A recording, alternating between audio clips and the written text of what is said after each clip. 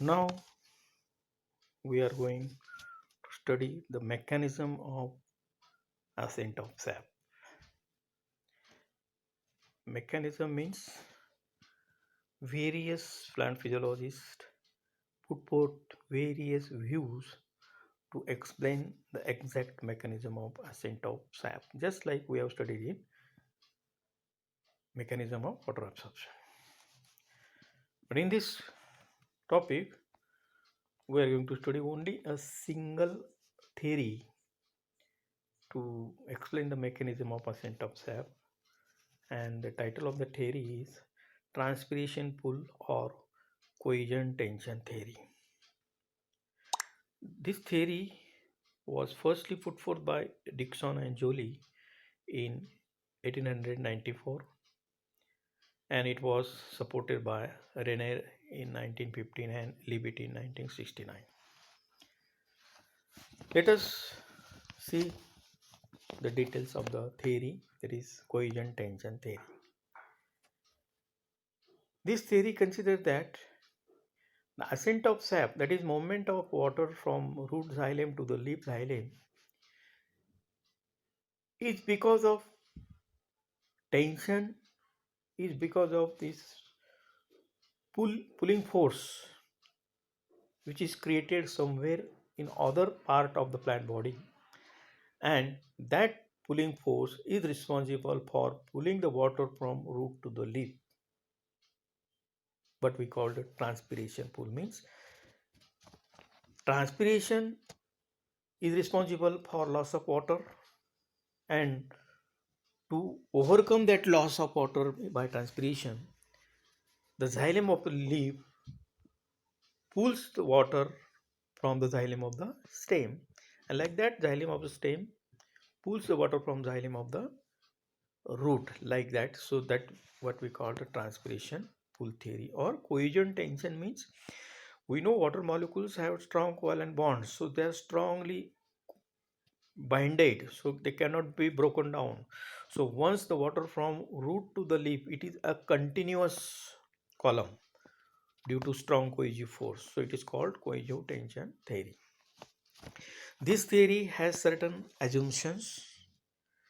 For example, first assumption of this transpiration pull theory is that ascent of sap is, it's a purely physical phenomena, and it does not use metabolic energy, but energy required for the upward movement of water, it is provided by transpiration. Means transpiration leads to the loss of water, and so that loss of water which is happening in the leaves, it is balanced by pulling the water from the xylem of the leaf, xylem of the stem. So what is the theory assumes? It is physical phenomena. It does not involve any direct movement, enrollment of energy, but the energy which is required, no doubt they consider the energy requirement, and that energy required, it comes from the transpiration. Means where transpiration, it requires energy, and that energy is used for the pulling the water from stem xylem. So that is the first assumption of this theory. Second assumption of this theory is that according to this theory, water forms a continuous column from base of the plant to the its top, that is from root to the leaf, from root xylem to the leaf xylem. A continuous water column is there. There is no breakage, there is no any gap under, and this is because of cohesive force of the water molecules. So due to it remains a continuous cohesion tension due to transpiration pull. So water loss by transpiration, it develops a pulling force due to continuous loss. So continuously water is pulled from stem xylem. Stem xylem will continuously pull water from root xylem. Root xylem will continuously pull water from soil solution, like that. So a continuous chain of water cohesive molecules, it is observed So there is a continuous column. That is the second assumption. And third assumption of this theory, that water has high cohesive force and additive force. Cohesive force and additive force, both forces, they are strong in water molecules, and because of which water molecules forms a continuous column throughout the xylem tissue from root to the leaf. So a continuous column is observed, and due to that continuous column there is no breakage, so water is continuously conducted from root to the leaf. So these are the three important assumptions considered by Dickson and Joly for explaining the transpiration pull or cohesion tension theory.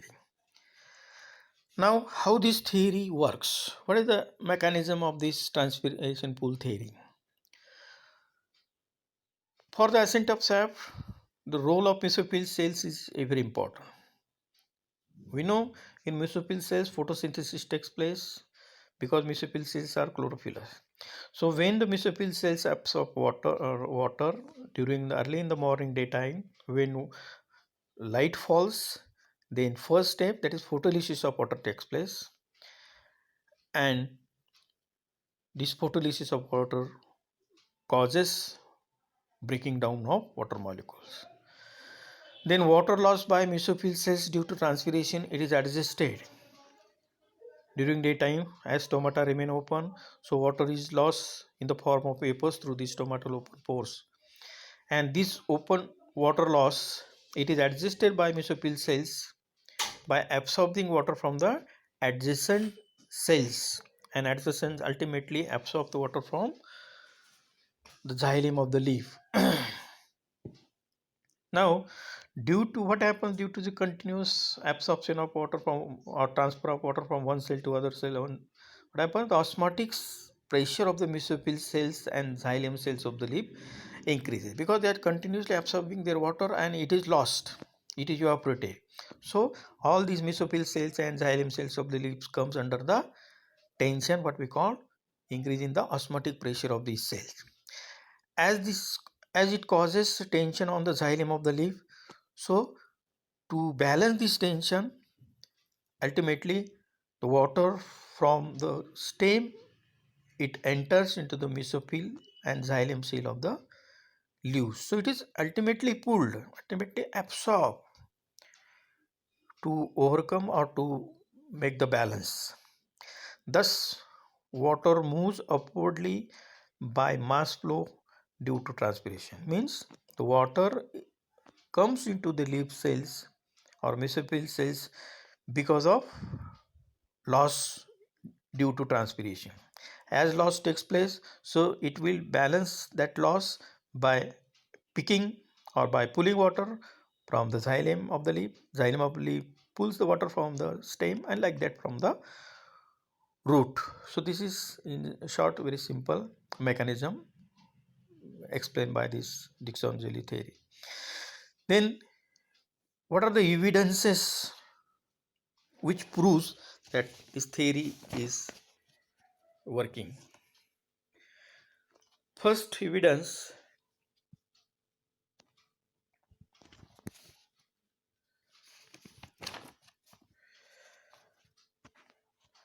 magnitude of cohesive force of water is up to 350 atmosphere.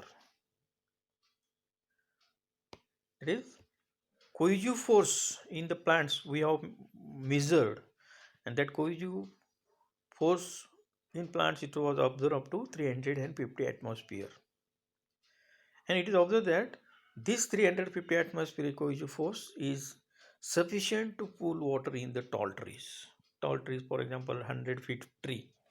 So from root to the 100-feet leaves high tree, this water can be pulled because the cohesive force of water molecules so far observed it was 350, and it is sufficient to pull the water in the plants.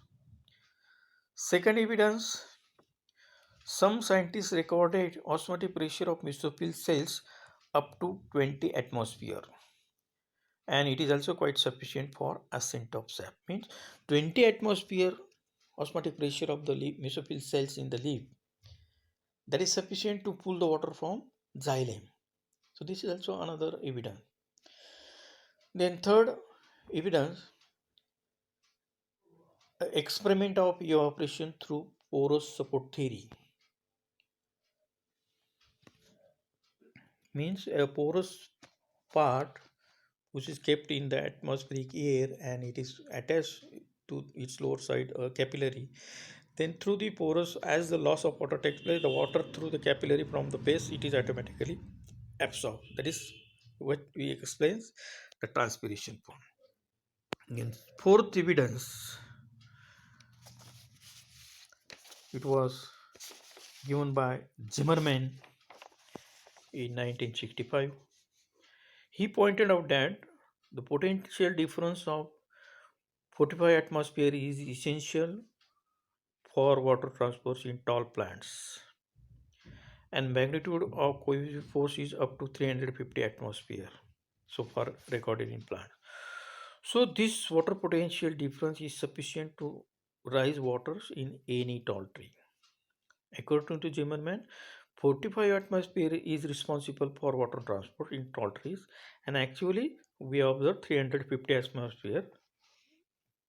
So it in the plants transpiration pool, by this method or phenomena, water can be transported from root to the trees having the height of more than 100 feet and others.